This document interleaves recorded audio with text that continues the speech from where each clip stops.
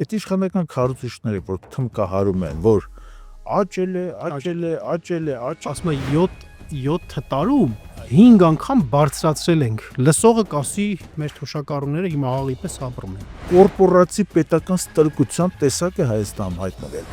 Սա ուղղակի ողբերգություն է, այստեղ խոսքեր չկան պարզապես ասելու։ Թոշակի անցնելուց մարդիկ սարսափան Կյանքի իրավունքի հարց կա։ իրաց ընդհանրեն ֆիզիկական գոյությունը պահպանել համար, որ գողության չեն գնալու։ 2018 թվականին խոստանում էին ապահով ծերություն, արժանապատիվ ծերություն, Ասեցի դուք վերջին անգամ երբ եք շոր գնել։ Ասաց, այս սպասում եք որ մեկը մեռնի, որ դրա շորը հագի։ պետական աջակցությունը շատ քիչ է, մասնավոր հիմնարկներ են առողջապահական, որոնք որ շահույթ են ստանում փաստորեն հիվանդների բուժման գործընթացից։ Նա չէր իմացել, նա ազնվագույն անznավորություն։ Կրթության վրա արված ծախսը ծախս չի, ասում ենք ներդրում է։ Ասաց լավ է գումարը հետ կտամ, ինչ եք ուզում։ Չեք ուզում, հա։